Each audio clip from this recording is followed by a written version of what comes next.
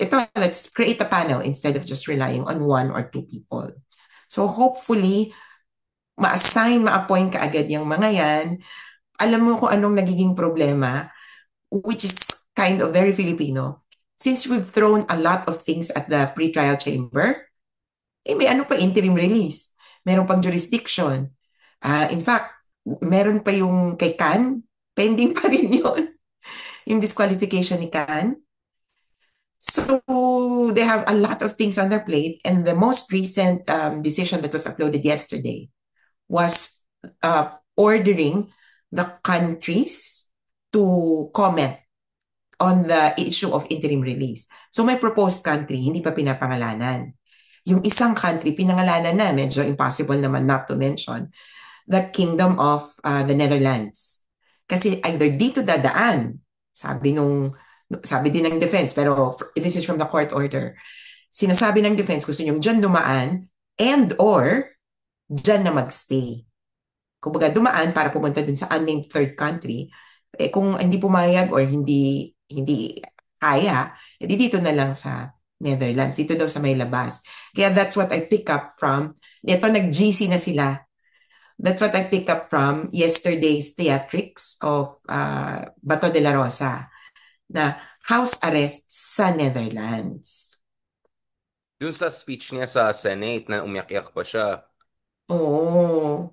But if Kaya you're feeling ko parang may foreboding ng konti doon na, uy, pag ako na, no, stand for me. no, I mean, I officially said, di ba, if you're such a loyal soldier of Tatay Digong and love na love mo si Tatay, show your loyalty, di ba?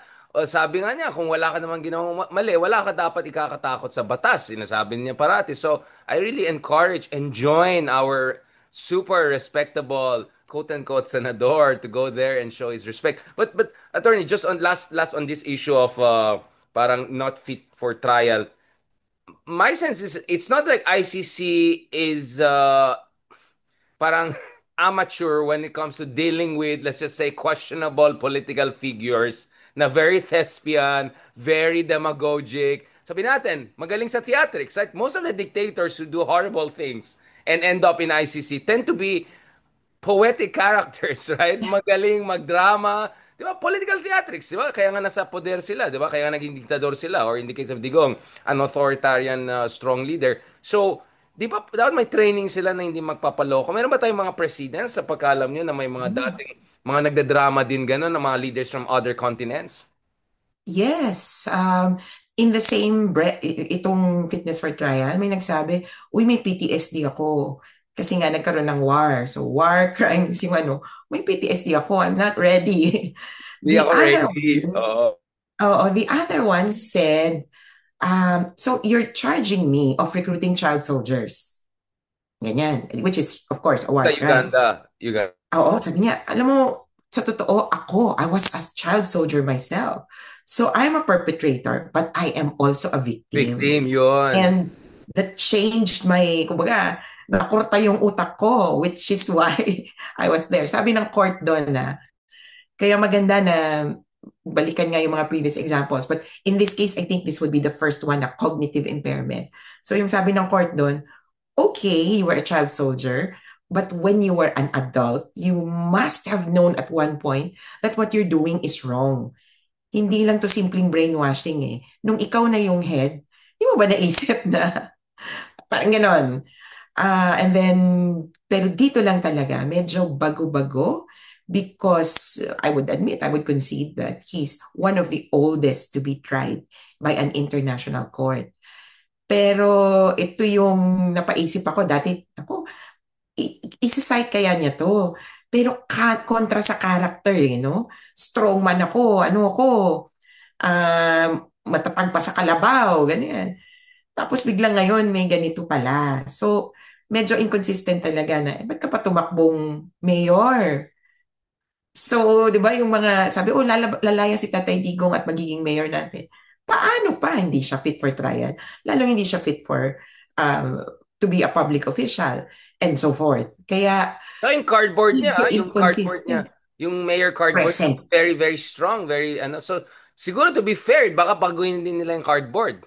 Baka, O dapat ano, ano, payat. Ang huli kong rinig, payat, but glowing, okay? From Yung Madam glowing, Zimmerman. Payat, but glowing. Tapos sabi ni Sarah, nagpatubo ng balbas. Si Kitty yata, patubo yeah. ng balbas. Tapos mahaba yung buhok. Aba, So artist, parang acting. ermitanyo. Aba, ano siya, Ruben, ano, yung mga painter na siya, painter mode O sa pwede. Iniisip Switzerland. ko nga, ano na ba itsura ni Pen Medina ngayon? Parang ganun eh, yung ermitanyo look. Well, I don't know about the hair and mustache of Tatay Digong, but let's talk about Bato. If you're Bato right now, how worried should you be? Nagtatago Very ka na sa worried. Senado for kasi ang nagwo-worry, ang hindi ligtas mukha sila J and J, 'di ba? May kinto. Uh, Yung J and J hindi na daw ligtas ngayon, medyo alanganin na sila. And I heard from my law firm friends, medyo malalaking law firm ang pumapasok, ayan na naman sila. But just when we thought lahat ng focus dito sa corruption scandals, fraud control, which by the way, Tatay Digong seems to be very updated about, he's very worked up about mhm. it. Ayan, bigla si Bato, nagdadrama na kapon. Is it because he should be really worried that he's next in line? And again, walang kinalaman sa mustache and hair yan. Yung si Aguirre, yung isa pa na ano, I mean, because Aguirre, Batos na yung all are popping up, right? But there are like five, six others, di ba? So, should these people be worried na the warrant of arrest could come out sooner than later? Yes, in Bato's case, or wait, I'll start with Aguirre. In Aguirre's case, he's quoted because he made statements. And I think the ICC, kumbaga, found it pointless to redact the name. Eh, ito yung sinabi niya, google mo lang eh, mamatch mo lang kung sinong nagsabi niyan. And kumbaga, the Secretary of Justice said this in the context of, it's a DOJ which should have investigated. Eh di, walang mangyayari sa mga kaso mo or sa mga abuses and violations kung sinabi ng DOJ, sorry, ganun talaga eh, the killings will really happen. Pero in Batos case, it's both a statement, so marami ding statements na ina-attribute sa kanya, and acts. Klaro doon yung naging role ng isang former PNP chief who used to be chief of Davao, and as the pre-confirmation brief, there's another document that you could read for more details.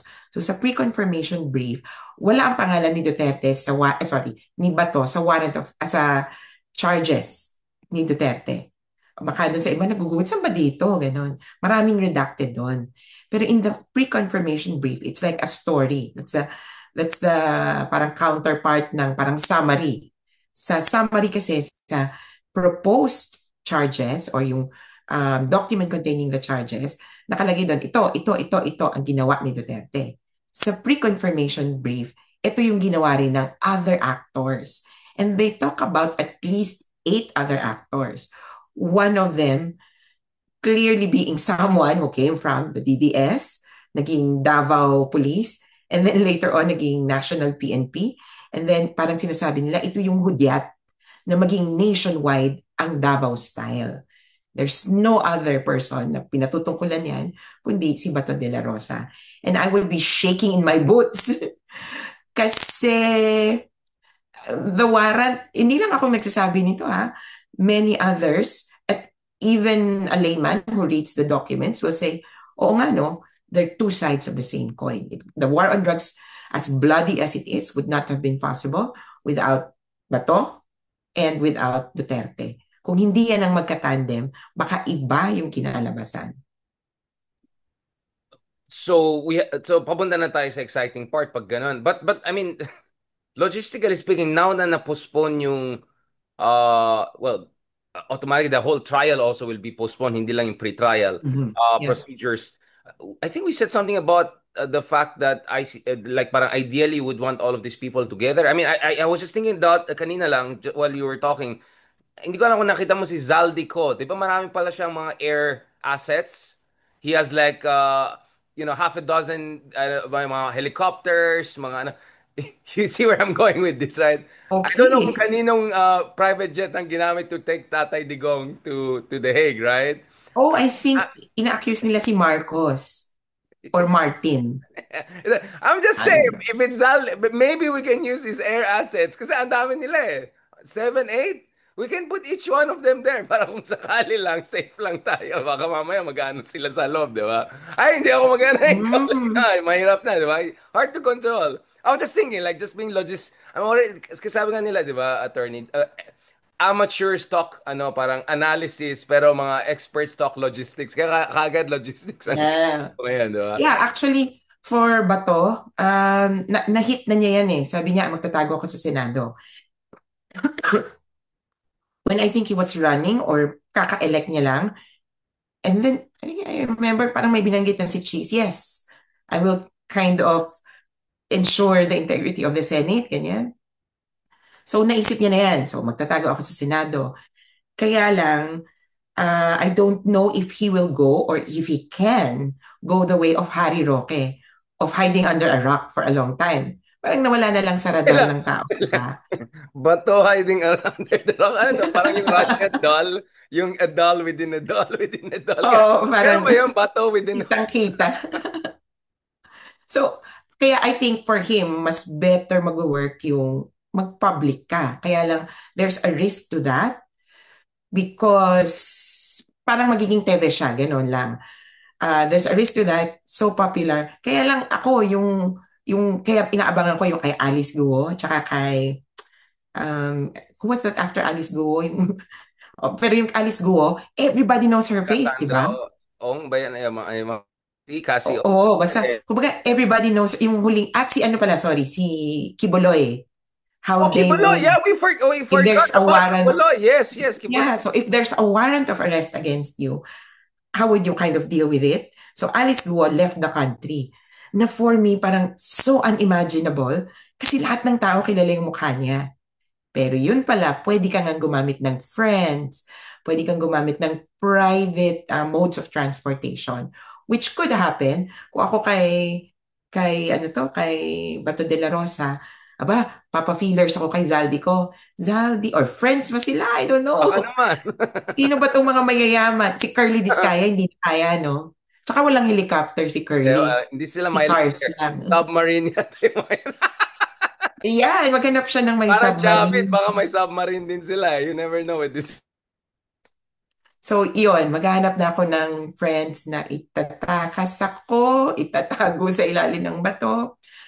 Kasi kung magsasenado lang ako, ano ba yun, nagsasuggest pa ako. Pero yun, Tito kung Soto senado is lang now in siya, charge. But Tito Soto is now in charge, who's not necessarily DDS, at least not DDS anymore. But Tito Soto also had that case with Senator Trillanes, right, where he protected the yeah. integrity of institution. But he could also very argue that, well, the case of Trillanes was really dodgy because he had an amnesty, tapos nawala niyo lang document, hindi na siya Mm. forgiven. But this guy has an international warrant, Interpol warrant, ibang usapan yan. So, if you're Bato, unless it's a session, you won't feel 100% safe also under the current circumstances in Senate. Yeah, but for me, iba yung tapang, quote-unquote. Yung character ni Senator Bato is very, diba, I'll face this head on. And I've heard him say that. Pag dumating yung Bring ICC, it iya mo sila. on. Bring Bala it on. sila. Guns a-blazing. Hindi pala sa kanya. Akala ko kasi may sinabi si Tatay Digong na, sige, let them come. Ano to? Hindi nila ako makukuha ng buhay. So, as if a warning na uh, kung nasa bahay, kung sakaling sa bahay lang siya, talaga magkakaroon ng bloodbath. Hari. I've not heard that from Senator Bato. And hopefully, when the time comes, harapin na lang niya. Parang yun yung best eh. Harapin na lang niya. Tapos, para magsabay yung kaso nila kay tatay. And I don't know if he can afford. Naalala ko may issue dun sa mga relo niya eh, na sabi niya, hindi naman ganun kamahal yung watch ko. Ilang yung something, kumbaga, financially related kay Bato. Well, he May had an out mahal Omega, yung, I think he had an Omega James Bond 007 edition. I oh mean, yan? it's not, Sabi niya Seiko daw eh. nakita ko ako, I spot, it's not the Alcantara Daytona level, but it's like, it's not basta-basta watch.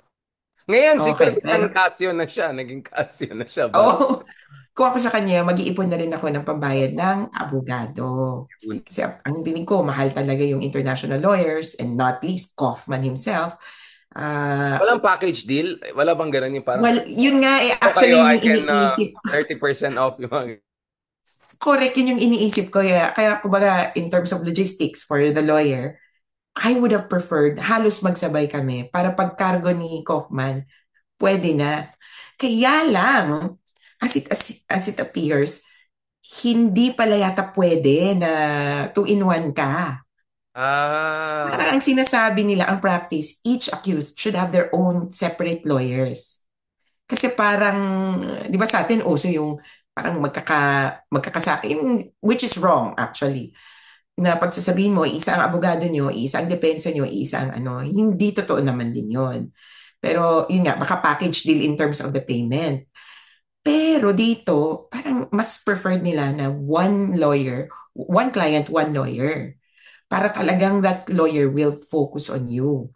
I have someone So, in mind. I have someone in mind. ah, Harry Roque. yes, someone Maybe was this just is Harry Roque's waiting. chance. No, because I don't know about you and me. Ako, I have no idea. But Ronald Llamas was telling me other day, na meron pala siyang time. Chinek daw niya yung TikTok ni Harry Roque. I don't know who bothers to check ata. Pero sa TikTok daw niya, kawawa daw siya, naubos na daw yung funds niya, ganun, ganun. Maybe this could be a win-win situation. Yung isa, Yeah, bargain lawyer, the lawyer gets also a way to sustain himself kasi kawawa daw siya. Hindi na siya lucky. Ano pangalan ng Pogo? Lucky 99? 99 ba? Okay. Kaya yung senador, Lucky Nine, sinabi nila, yung sila. Oh, Ano daw, parang Pogo, pangalan ng Pogo. So, I mean, that's such a Harry yeah. Pogo. Why not? Yeah. At somewhat, kumbaga, comparatively sa international lawyers, siguro parang mas mababa ng konti. Ano, presyong kaibigan. Pwede. Yun lang. Pwede talaga. And for Bato de la Rosa, I would think of yung legal aspects na. And this is where he can come in with his actually Filipino lawyers. Sa Pilipinas pa lang, marami nang sinabi na to. Well, baka naman nagsuggest na ako. Oh, pero sige na nga. You can do the way as Torion and the others have done. Question the arrest, question the warrant, question the etc. Go to the courts first. Ewan ko nga kung baka preemptive, pwede siyang pumunta sa korte ngayon at sabihin niya, bakit ba ako minimension? This is, I don't know, libelous na parang, why am I being implicated in a particular grievous crime? Wala naman akong ginawa. So, he can do it, he can play it cool. Kumaga, ba't ko kukomentan yung charges? Hindi pa naman ako kasali. Pero akala ko nga, kumaga may character din si Senator Bato na panikero. Dati nga siya yung gauge ko na kung kinontak na ba siya ng ICC, siya yung unang Nag-ingay-ingay. Oh. nagko-comment. Yung pala, ano lang siya, distraction siya from the real. Tuloy. Nag-relax yung isa. Ayan Oo. tuloy. So anyway, kung magpanic man siya, edi siguro he will be filing whatever he could before the Philippine courts now questioning the ICC. And I'm sure, pretty sure, I'll be seeing their block, kumbaga, putting in more resolutions for pressure. Ito nga yung weird. So expressing the sense of the Senate, ganun yung mga resolution nila, that something something and addressing it to the ICC. You are nothing in front of the ICC. Tsaka ano, The Senate of the cents lang din. Philippines. Lucky 9 cents lang yan. Baka lucky 9 lang. Oo. Tapos hindi po ito tipong sa Senate, feel ko yan yung mga House of Representatives. Bakit may ganun expressing the sense of the ganito, congratulating, kailangan naka-resolution. Yun yung ano ko na, well, apparently yes, for public record. Okay, oo nga naman.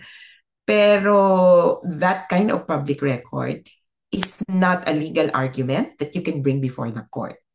So it's not a factual finding, it's not evidence, and therefore the court has no kumbaga, reason or basis to look at it. So sasabihin na naman nila, we are a province of The Hague. And I said, wait, ang Hague po ay hindi bansa. Parang probinsya din siya. But anyway, I don't wanna, minsan talaga, um, we're going to the last part of the discussion. I know you're gonna have a long day, attorney, but just the other day we had Donald Trump making this wonderful speech in the United Nations. Nagreklamo siya sa escalator, sa ano kasi walang nothing works when he goes there. Nagsuggest pa na papalitan yung marbles sa UN. But on a serious note, we saw also an announcement na the US may move. Clearly walang pake si Trump kay Digong, Bato and the gang. Pero may pake siya kay Netanyahu. So it looks like Mhm. they're moving towards entity sanctions. So it's no longer just sanctioning people affiliated or even consultants for the ICC, but now the institution itself, right? And because of the recognition of Palestine by major European powers of Britain and France, tensions are building up na naman between the two sides on the whole Middle East issue. Where do you see this going? Because the last time we had the discussion, you were saying resilient pa rin naman ang ICC. They're working Mhm. around things. They're already decoupling from US systems, software systems, financial systems. How do you see that going, attorney? Well, problem is for the ICC, no, they cannot just simply cut ties with anything American related. Many lawyers are Americans, as listed in the court. In fact, in the training that we have, there are some. Kaya hindi siya ganun ka-simple na bagay. What I understand is that they're relying on the international community to quote-unquote protect themselves. So to come together, and the other day parang there was a judge nga who said, well, I'd have to thank states. We need more kumbaga support, not only in terms of logistics, kasi if you really think of logistics, eh di sinong ano ipapalit namin sa Microsoft Outlook? Di pa rin mag-volunteer yung iba, ganyan. Switzerland has its own platform or a Swiss-based platform which is Proton. So Proton Mail, Proton Drive, and so forth. There could be others who can step in for the kumbaga, private needs of the court, pero mas ang ano nila, we need the political kumbaga, pressure or power. Because if we stand up to, there's only one country so far, the US, and sabihin na natin Israel, who are standing up to them and kumbaga assaulting them. If there are more countries saying, hey, stop it, wag mong pakialaman yan, kumbaga, let the system run. Then the more the merrier for the ICC. That's what they say. I'm also thinking that for the ICC, they have the Assembly of States Parties. So yung Assembly of States Parties, yun yung lahat ng member states ng ICC. Dahil magpinsan ang ICC at saka yung UN in some ways, pwedeng madala yung issue to the other entity. But only tangentially. Sabi nga nila, alam nga naman pupunta ka sa UN, tapos sasabihin mo, hoy, anong nangyayari? Ba't nyo inaapi yung ICC? Pero this was underscored nga na the UN can actually refer as a situation to the ICC. The UN Security Council can suggest na, oh, look into this case, look into it. Kumbaga referred case. The UNSC has as permanent members US, China, Russia, who are not members of the ICC. Not members of the ICC. Kaya parang sinasabi nila, oh, parang ano ba, babaguhin nyo ba yan? Kasi magkadikit bituka tayo eh. Babaguhin nyo ba yan? So yung international pressure and politics will likely play a role in saying walang pakialamanan sa institution. You can argue it out in the court as to evidence, pero wag niyong pakialaman ng institution. The other institution din kasi that's at risk would be the ICJ, where South Africa brought the case against Israel. And Brazil, I think, So, is also joining it, the latest major country. yeah, kaya kumbaga, wag niyong pakialaman yung institution, let the process happen, just engage. Kumbaga, don't shoot the messenger, don't shoot the court, maybe engage with the message or the evidence or the allegations. And then last part, I just want to get so just to be clear, we have so September 30 yung kailan mangyari yung No, pre-trial? Sorry. that's what we wanted. We wanted yun nga. We've So scheduled. what are we should wait for announcements on that front. What is our Yes. speculation in next 3 months, next 6 months? Sorry, pero hindi din naabot ng ganon. Okay, from previous cases, yung delay could go on for as long as 1 year. So, Oh, yun na wow. siguro yung framework. Ganun Wow. na yung framework. Kumbaga, in terms of steps, the next step is to rule on the prosecution request to appoint an expert, to have all other parties comment. Then, ako, suggestion ko yun, and probably ganyan ang gagawin ng court, to appoint independent experts. magwe-weigh in na naman yung two other parties, prosecution and defense. So step by step by step by step until sumakses Access, yeah. na talagang aabot ng 1 year, probably 2 years. And what they've been telling us though is that this case is one of the quickest, kumaga, turnarounds after arrest. Kumaga, di ba, after arrest, nag-appear agad siya. After appearance, 6 months. Parang, wow, medyo gulatan ng lahat. Kasi sabi nila, meron diyang naaresto many years pa saka nagtuloy yung ICC case. O kaya, kasi nasa bansa sila, hindi pa sinusurrender. Meron namang diretso sa court, pero parang maraming nangyayari, mga 2, 3 years pa bago nagsimula yung trial mismo. Kaya mabilis yung ICC case. Kaya parang ako, wow, is that something to be proud of? Na parang mabilis. Although, when you look more closely and think, kaya mabilis kasi the atrocities are so glaring, it is impossible not to proceed on these allegations. Pantaran But talaga. anyway, we're looking at a year. Max na yung 2 years. Tapos sabi nga nila, okay, fitness to stand trial is actually an ongoing situation. It's dynamic. Pwede ngayon, baliw-baliw ako, hindi ko naalala, pero mamaya okay na. Baka ganun Yeah, yung pag dumating mangyari. nila sila Bato and Aguirre, I think pag nagsama na sila, I think it'll be Oh, an may kausap energized siyang Bato. Pilipino. Exactly. Maglulutuan sila. Magaling magluto si Bato, di ba? Nag-barbecue Yeah. siya, mga ganun. So actually, if it's 1 year or whatever, I mean, that's enough time to use all the Zaldico assets to bring all these people. So I mean, that could be the good news. We can have a reunion for all of them, right? Uh, Yeah. Group Hague. Mag-group Hague sila. Oh, group hate Group nila. Hague. So, it could still happen. I'm happy. And if you're Harry, bilisan na natin yan kasi wala na daw siyang budget. So, kailangan niya ng kliyente. So, I really suggest. Bato, very quickly, last point dito, Attorney Conti. Hindi ito related sa nangyari sa ICC, but I'm sure, if you were here in September 21, right? Hindi na ako natuloy dyan, but I made the most out of my time here.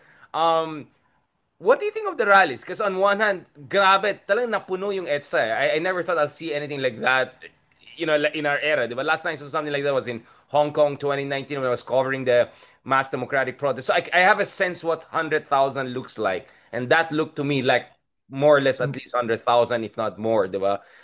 But at the same time, you had those really violent scenes in Mendiola, which got a lot of international media coverage. And I criticize international media. Sabi ko, pansinin mo kami dun sa kapila na peaceful, bakit sila yung pinapansin? Kinaran ko sa media eh. Diba? Sabi ko, mga, Siyempre yung controversial. oo, yun nga ang problema. Sabi ko, papansin lang mga Jejemon na yan eh, di ba? But that's the thing, inatak ako ng DDS because I said na, hindi ko alam, yung sinabi ito pa siya, ano sila, mag candle vigil daw sila. Like, I don't know what the heck is going on there. But Ito ba yung sunugan? yeah, like I'm not saying DDS mga yan, but I'm saying clearly hindi ito makabayan or akbayan. Pero inatak ako ng mga DDS gallery, mga ganyan-ganyan nila, mga media-media nila, saying na, Richard is covering up kasi friends daw ako ng makabayan, akbayan. Kasi di ba may mga nahuli ng mga Yeah. We're helping aktivista. out. NUPL is helping out. Oo, pero hindi sila yung gustong sunugin ng Malacanang. Nang ano lang sila, I mean, the usual activista, no? Siksi, di ba? Hindi sila ito talaga yung mga goons na nandun. I don't know what they were up to, and clearly they were not Makabayan nor Akbayan leftist or progressive groups, di ba? What is your read of this situation? This anti-corruption anger and movement, you have seen versions of that in the past, yung kay Napoles, ganun. How do you make sure this time we go in the right direction? Like, kasi yung justice system natin, napaka-problematic din. Ngayon, may magagaling na abogado na naman mga to, pinapa-witness protection pa ni Marcoleta in Vizcaya. I know you have a lot on your plate, literally on that side, but pag uwi mo sa Pilipinas, lalaki pa yung plato mo, di ba? Ang dami nangyari dito eh. Well, yeah. So, yung tungkol sa arrests, NUPL was on the ground. I've been monitoring kasama ko sa GC nung ibang uh, discussions on that. Parang ako, flood of information that I need to figure out. And we've been trying to mobilize more members in the NCR chapter of NUPL. Hopefully, nakatugon naman yung iba. Kaya lang, kumbaga, first, we have to recognize people are angry. Hindi sila makabayan, akbayan, as you said, sila ay mamamayan. They're angry. there may be a few who took advantage of the situation. Ako, the one who, yung nagsaksakan, yung issue noon, parang medyo off the, parang labas na yan sa pinaglalaban. Pero these are people acting viscerally to issues of society. At para sa kanila, issue pang bituka to eh. Usapin to ng pera ng bayan na ginagamit ng iba na binubulsa na ng iilan at hindi na nakakarating sa mas marami. Kaya yung galit nag-overflow, we need to look at hindi yung, because you did it in a violent way. But no change or no revolution has ever happened like a dinner party. Na parang, oh guys, okay ba? Would you give up your That sounds very your Mao hidden Zedong. wealth? That Parang, was Mao Zedong, yes, right? Sabi maybe. niya, revolution is not like, Yeah, so parang, would you like to give up your stolen assets? Ganon, oo, kasi galit na ako. Okay. Uy, Walang binalik niya! ganon. Binalik ni Bryce! Meron na siyang binigay na Lamborghini. I was waiting for that Lamborghini. Sabi But ko, who is Bryce in the whole system, di ba? ano lang yan, ano. Pero meron siyang Lamborghini Urus na napakamahal na 26 million peso. So, we need to recognize the anger and act on it constructively. At hindi ito yung panahon na maghiwa-hiwalay pa na, we're not that. Sorry, pero there's this unit that says, uy, wag niyo naman gamitin yung term to refer to this. Parang, no, you're missing the point. The point is, in describing the situation, the only word that we can say is anger and that there should be, kumbaga, the masterminds to answer for it. If you, kumbaga, turn each group against the other, hindi ito yung panahon. Mamamiss natin yung point. The point is, there are abuses in government. We look at government. Ano yung ginagawa nila? Ano yung powers na allows them to do it? Ano yung repressive actors?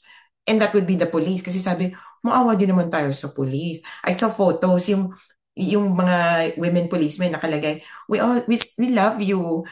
Gusto pa rin namin kayong protektahan. No, we have to look at the entire system. Ano ba yung estado at ano yung ginagamit para i-repress yung tao. Hopefully, hindi ito mauwi. Sorry, pero I think the Million People March, yung Janet Napoles issue, parang hindi nag-work because nothing structural came out of it. Kumbaga, no substantial change. There were a few cases, yes, pero parang on a large part, Janet Napoles, Gigi Reyes, and yung primary primary example natin, Senator Bong Revilla is now back in office. And one thing I'd like to ask him, pinalik mo ba yung pera? Kasi 125 million yung pinapabalik ng Sandigan Bayan. Clearly, hindi man siya guilty, nasa kanya yung pera na to. So, galit-galit na yung mga tao na patong-patong pa yan. Ninanakawan nyo kami, dati ninakawan nyo na kami, ano ba yan? Kaya kailangan masolve yun. I don't think that the ICI simply will answer that kumbaga, gutom ng tao para sa katarungan. But sir, may mga bata kasi na involved doon sa some of the so there's suspicions na binayaran yung iba, binigyan ng incentive system, pinush silang ganon.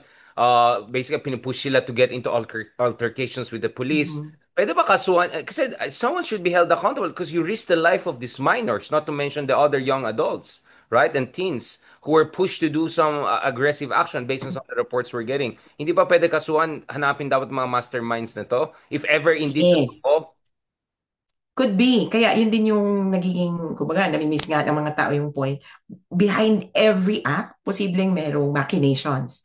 And so, yung mga bata na gumawa ng molotov, ganyan, parang bakit nyo ginawa? Kasi po sinabi sa amin you look at who orchestrated or sino yung architects of the case. Kaya sana magkaroon pa ng deeper fact-finding, hindi yung kung ano lang yung nakikita. Parang ang nakita lang, sabihin na natin, international media, nagkaroon ng violence, pero why did it happen? How did it happen? We need to look at that. And with that same kind of thinking, ganun din sa corruption. We look at Bryce, We look at the Discayas, pero they're just, kumaga, yung kinikwento nila, tip of the iceberg. There's so many other personalities. There's so many other things that have been done. But So, one thing I dun want to add, tayo.